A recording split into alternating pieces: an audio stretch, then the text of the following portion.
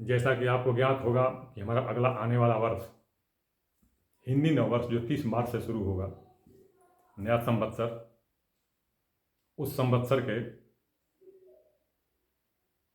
राजा और मंत्री दोनों सूर्यदेव हैं।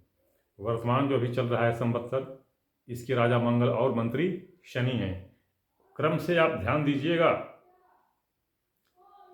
मंगल शनि सूर्य, ये निरंतर आप देखते चलिएगा। इसको ध्यान में, मतलब इस तथ्य को ध्यान में रखिएगा कि कौन कौन राजा और मंत्री बनते चले जा रहे हैं। तो अगले संवत्सर में, क्योंकि रविवार के दिन से नया संवत्सर शुरू हो रहा है, इसलिए जो राजा का पद है वो भगवान सूर्य को मिला हुआ है। सूर्य जो है सिंह राशि का स्वामी है। सूर्य सिंह राशि का स्वामी है। तो अब ये इनको किसे किसे ध्यान दीजिएगा, मतलब एक इसमें क्रम से, जैसे मेष, उसमें 4 जोड़ देंगे तो सिंह, उसमें 4 जोड़ देंगे तो धनु। मेष, सिंह, धनु, 3 राशियां। मेष, सिंह, धनु, 3 राशियां। ध्यान देते चलिएगा। मेष से 7वीं राशि कौन होगी? तुला। मेष से 7वीं तुला। और ये मैं आपको एक क्रम बता रहा हूं, देखने के लिए, जानने के लिए, आपका अगले वर्ष को जानने के लिए कि किस तरह से आप, ये पिछला संवत्सर तो मान लीजिए 1-1.5 महीने 2 महीने और है, बस इससे ज़्यादा तो है नहीं। तो अभी आप ये देखिए कि बताया, मेष से 7वीं राशि तुला, और ये सिंह से 7वीं राशि कुंभ, और ये धनु से 7वीं राशि मिथुन। 6 राशियां हो गई। 6 राशियां हो गई। कैसे कैसे निकालेंगे आप? मेष में 4 जोड़ेंगे तो सिंह आएगा, सिंह में 4 जोड़ेंगे तो धनु आएगा। तो मेष, सिंह, धनु, ये 3 राशियां हो गई। और फिर कुंभ हो गया, मतलब जो आपकी सिंह राशि है उससे 7वीं राशि कुंभ, मेष से 7वीं राशि तुला, तो तुला और कुंभ, और मिथुन, धनु से 7वीं मिथुन, तो ये मिथुन। ये 6 राशियां विशेष रूप से प्रभावित होने वाली हैं। विशेष रूप से प्रभावित होने वाली हैं। ध्यान दें, कन्या राशि बड़ी पीड़ित राशि है, बहुत पीड़ित राशि है। जिसकी राशि कन्या होगी वो देख लेगा, उसके सारे काम निष्फल, बहुत परेशानी, रोग व्याधि, झगड़ा विवाद, मुकदमा, राजदंड, वह बहुत सारी चीज़ें कन्या राशि वालों के लिए। हाँ, एक बात अवश्य है, जो शतपुर्णिका कराया है, जिसे मुझे देखने में आया है, जिसने भी शतपुर्णिका कराया है वो राशि वाले अवश्य अपने आप को बचा कर रखे हैं और आगे बढ़े हैं, जो शतपुर्णिका कराया है। अन्यथा जो नहीं है वो तो समझ लीजिए, कन्या राशि वाले जितने भी लोग इस वीडियो को देख रहे होंगे, उससे तो समझ लीजिए कन्या राशि किस विपदा से गुजर रही है। तो खैर, ये 6 राशियाँ जो बताया, ये 6 राशियाँ सूर्य से विशेष रूप से प्रभावित होने वाली हैं। सूर्य से तात्पर्य ये कि इस संवत्सर से विशेष रूप से प्रभावित होने वाली है। जबकि सिंह उसकी अपनी राशि है, सूर्य की अपनी राशि है सिंह, किंतु सिंह राशि विशेष प्रभावित होगी। कारण क्या है? क्योंकि इसका शनि, मंगल और राहु से त्रिखंडात्मक योग बन रहा है। शनि, मंगल, राहु से त्रिखंडात्मक योग बन रहा है। ये मैं इसलिए कह रहा हूँ क्योंकि देखिए, पीछे वाला जो प्रभाव होता है, पीछे का जो प्रभाव होता है, उससे सब आगे थोड़ा सा प्रभाव में रहता है। ये मैं क्यों कह रहा हूँ? क्योंकि देखिए, लग्न कुंडली में देखेंगे कि शनि जो है दूसरे भाव में है और चरित्र कुंडली में तीसरे भाव में आ जाता है। कारण क्या है? क्योंकि पता नहीं कितने अंश पर होगा। ज़्यादा अंश पर होगा तो उसका प्रभाव आगे वाले पर आएगा, कम होगा तो उसका प्रभाव पीछे वाले पर आएगा। इसीलिए इसीलिए ज्योतिष में क्या निकालते हैं, ससंधि द्वादश भाव या भाव मध्य। भाव मध्य निकालने का क्या क्या अवधारणा है, यही है कि वह ग्रह वाकई किस किस भाव का फल लेगा। तो इसलिए मैं बता रहा हूँ ये बात कि जो शनि और मंगल पिछले संवत्सर के स्वामी हैं, उनका शनि मंगल राहु सूर्य का ये त्रिखडात्मक योग बन रहा है और इससे ये अगला वर्ष भी प्रभावित होगा। और इसी में सिंह राशि भी आ जा रही है। मैं आपको बता दूं एक बात कि 29 मार्च को, मतलब जब ये पिछला संवत्सर समाप्त हो रहा है, तो उस समय क्या है कि शुक्र शनि कुंभ में रहेंगे। शुक्र शनि कुंभ में रहेंगे और मंगल कर्क में मिथुन में रहेगा। मंगल मिथुन में रहेगा क्योंकि अच्छा, और उसके बाद ये आपका शुक्र और बुध तो वक्री है, ये हैं।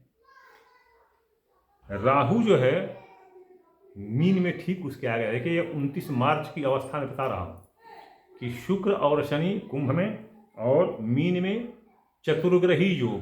मीन में चतुर्ग्रही योग कौन कौन से के, सूर्य बुध चंद्र राहु। सूर्य बुध चंद्र राहु का मीन राशि में ठीक आगे चतुर्ग्रही योग, और कुंभ में शुक्र और शनि और राहु का जो, शनि और शुक्र का योग, और मिथुन में मंगल केंद्र में, मिथुन में केंद्र में मंगल। ये त्रिखडात्मक योग बन रहा है। यही कारण है कि सूर्य की अपनी राशि सिंह भी इसके प्रभाव में आ रही है।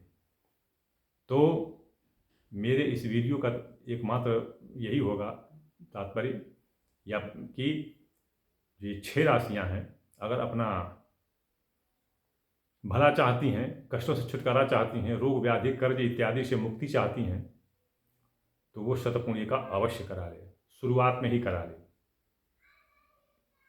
बड़ा अच्छा पड़ रहा है कि 29 मार्च को शनिवार का दिन भी पड़ रहा है और अमावस्या का दिन रहेगा। शतपुंजिका इसी में सफल भी होती है लगभग। वैसे तो कभी भी मुहूर्त कर सकते हैं, लेकिन अमावस्या को शनिवार पड़ेगा। अमावस्या को शनिवार यदि पड़ जाए तो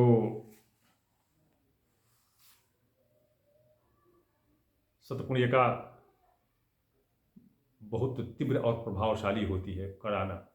तो अगर करा लेते हैं तो ये 6 राशियों वाले, मेष, सिंह, धनु, कुंभ, मिथुन और तुला, ये 6 राशियां शतपुंजिका अवश्य करा लें। ये मैं शुरू में ही बता दे रहा हूँ।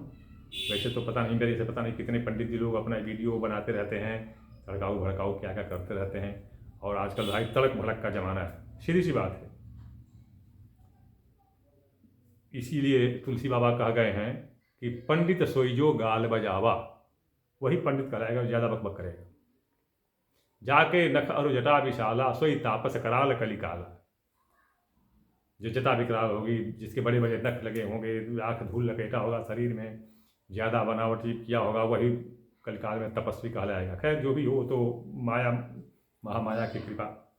किंतु मैं ये बिना तर्क, आप मेरी वीडियो देखते होंगे, बिल्कुल सीधा, बिल्कुल सादा, कोई बनावटी नहीं, कोई कुछ नहीं। तो आप अगर इसमें अगर चाहते हैं, लोग मेरी बात को बहुत ज़्यादा ध्यान नहीं देते हैं, क्योंकि उतना ज़्यादा मैं बनाता नहीं, मेरे पास कोई शैली ऐसी नहीं है जो मैं एक विशेष आकार प्रकार में कोई मैं वीडियो बना सकूं, इसलिए लोग ज़्यादा पसंद नहीं करते हैं। कोई बात नहीं है, जिसको पसंद आए पसंद आए। तो अगर ये 6 राशियों वाले अपना भला चाहते हैं और चाहते हैं कि आगे आने वाले कष्ट छुटकारा मिले, क्यों? कारण ये है क्योंकि अगले संवत्सर का स्वामी कौन है? ग्रहों का राजा सूर्य और मंत्री भी वही, मतलब दोनों उसी के हाथ में है। किंतु वर्षांत में, संवत्सर के अंत में अपना शनि मंगल राहु और सूर्य, इनसे त्रिखडात्मक योग बन रहा है, इसलिए उसकी अपनी राशि सिंह विशेष रूप से प्रपीड़ित होगी। तो इसको ध्यान में रखते हुए, अपनी भलाई चाहते हुए, कष्ट छुटकारा चाहते हुए शतपुंजिका अवश्य कराएं। शतपुंजिका कराने का प्रभाव लगभग 3.5 साल रहता है, 3.5 साल अवश्य रहता है। तो खैर 3.5 साल तो ज़्यादा होता है। अगर 1 वर्ष ही गुजर जाए तो अगले साल कोई और स्वामी आ जाएगा संवत्सर का, तो फिर बात दूरी हो जाएगी। तो इसलिए शतपुंजिका कराना आवश्यक है, यदि ये चाहते हो तो। वीडियो लंबी करने से कोई लाभ है नहीं। मैं हर वीडियो में जैसा बताता हूँ कि मेरा व्हाट्सएप नंबर है 9889649352। तो मैं मैं अपना व्हाट्सएप नंबर इसलिए देता हूँ ताकि इस पर लोग अपनी समस्या भेजें। किंतु कुछ लोग अपने आप को ज़्यादा पंडित, ज़्यादा विद्वान देखते हुए मुझे से इस नंबर पर तर्क वितर्क शास्त्रार्थ करने लगते हैं, लोग अपनी विद्वता दिखाने लगते हैं। तो मैं तो बराबर कहता हूँ कि भाई मैं सारा फौजी आदमी, यह मैं अवश्य कहूँगा कि मुझे ज्योतिष, कर्मकांड, साहित्य, नव्य और व्याकरण इनका पूर्ण और प्रचुर अध्ययन है, इसमें कोई संदेह नहीं है। मैंने इसका इतना अध्ययन किया है, मतलब whatever I earn in this direction is sufficient to serve my purpose. ये मेरे उद्देश्य को साधने में सफल है, पूर्णतया सफल है और पूरा है। मैं ये नहीं कहता हूँ कि सबसे बड़ा हूँ मैं, किंतु ये सबसे पूरा है और बड़ा है, जो भी मैंने इस दिशा में विद्या प्राप्त की है। इसके आधार पर मैं ये सब बताता हूँ। तो इसलिए मुझसे कोई, मैं शास्त्री हूँ, मैं कोई आचार्य और गुरु जी नहीं हूँ, स्वामी जी नहीं हूँ। मेरे पास कोई संस्था नहीं, संगठन नहीं और कोई ये अपना मठ और ऐसा कुछ नहीं है। मुझे अगर आप अपनी समस्या लिखें तो मैं उसका उत्तर दूंगा क्रम से, क्योंकि जिनका पीछे का आया हुआ है संदेश उनका उत्तर देते देते जब आपकी बारी आएगी तो उत्तर दूंगा। दूसरी बात कि मैं टीवी वाले पंडित जी के समान ये नहीं है कि आपने तुरंत अपना वो बता दिया कि जन्म थी और जन्म स्थान और ये सब बता दिया और पंडित जी ने लैपटॉप खोला और सब कुछ आपको बता दिया। वैसे नहीं था, मुझे कुछ समय लगता है गणना करने में। उसके बाद जैसा कि मुझे देखने में आया है कि शेष पंडित जी लोगों से मेरा शुल्क ज़्यादा है, ज़्यादा का बहुत ज़्यादा है। जब तक मैं भारत की सशस्त्र सेना में सक्रिय रूप से सेवारत था तब तक मैं निःशुल्क सेवा करता था, किंतु अब मैं शुल्क लेता हूँ। खैर, इसलिए जिस व्यक्ति को आवश्यकता हो, रुचि हो और समर्थ हो वो मुझे संपर्क करें, अन्यथा संपर्क न करें। व्हाट्सएप पर आके संदेश देंगे, तर्क वितर्क करेंगे, कोई लाभ नहीं है। ज़्यादा परेशान करेंगे मैं उसको ब्लॉक कर दूंगा और कोई मेरे पास चारा नहीं है।